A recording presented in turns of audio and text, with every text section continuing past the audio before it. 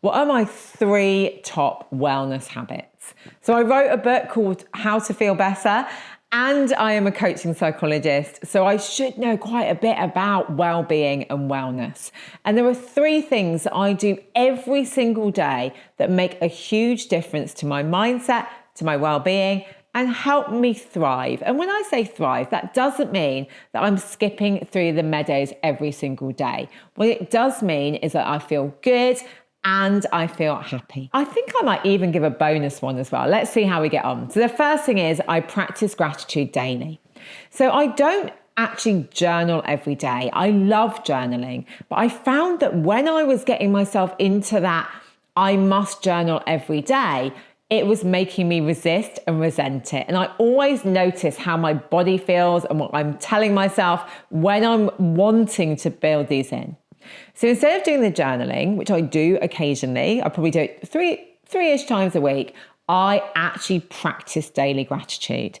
Now, there's 2 times of the day that I might do this. The first is when I get up, and my morning routine is pretty much when I get up, go downstairs, I always feed my cats and spend a little bit of time with my cats.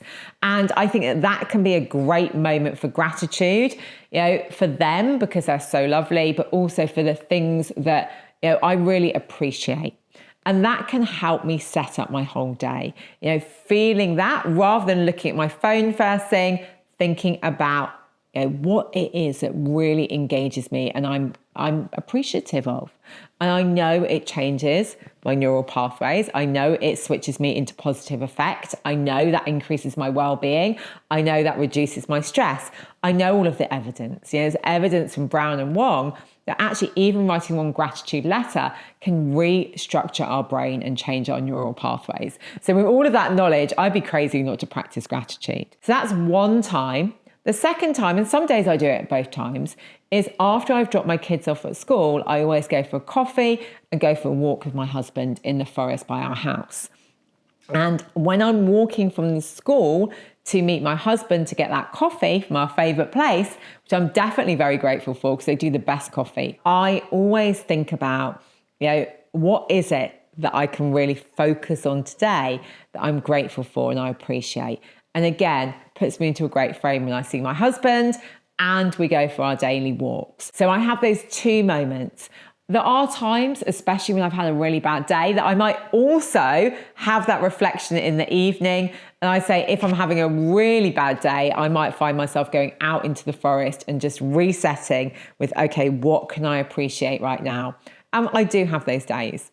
Sometimes I have those weeks, So again, having that space where I can just reset, okay, this has happened. Maybe I am angry, sad, emotional, whatever it may be, but let myself reset because again, in that reset, I know I'm reducing my levels of cortisol, I'm reducing my levels of adrenaline, and it allows me to think about solutions more effectively.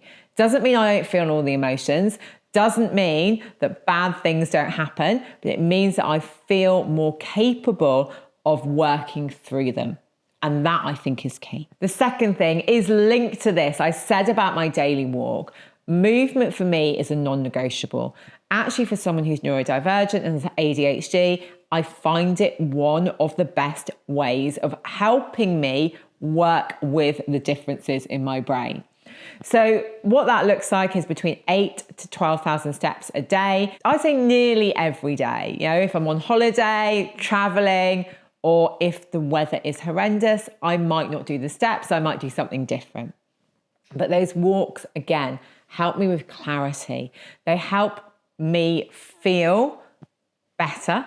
They help me make better choices in terms of what I'm eating. And alongside that, I usually do some additional movement. So it might be yoga, reformer Pilates, it might be a gym session, a weight session, depending on how I'm feeling.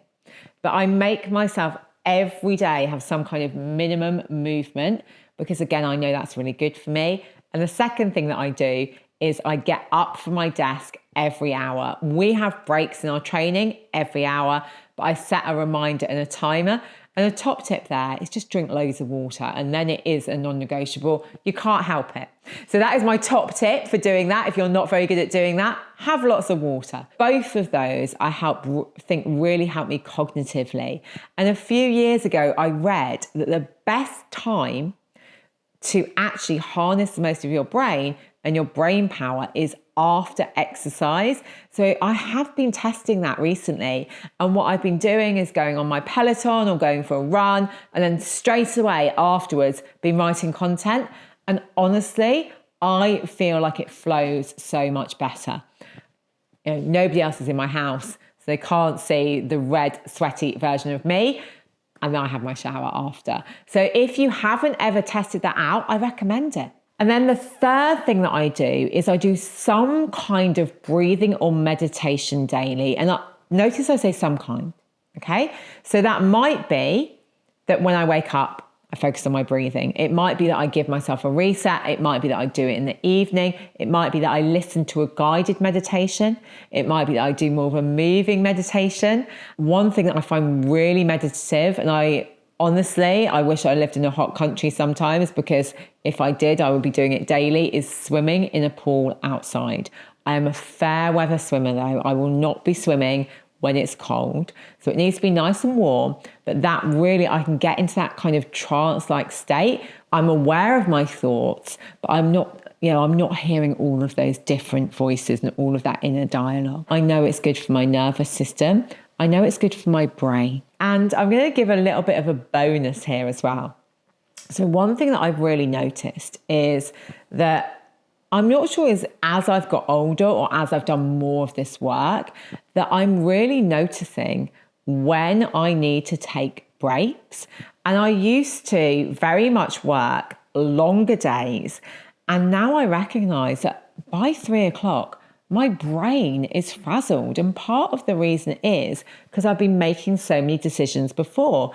And it led me to do some research. And what I found is that a lot of CEOs don't make decisions in the afternoon because cognitively they're not as sharp. So another top well-being tip I've got is actually think about your end time for work.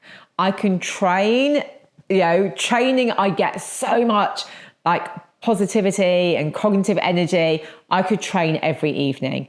I don't because of my family, but I could. But anything else after 3 is pretty much a no. So I'd love to know what your top wellbeing tips are and how you integrate those into your life.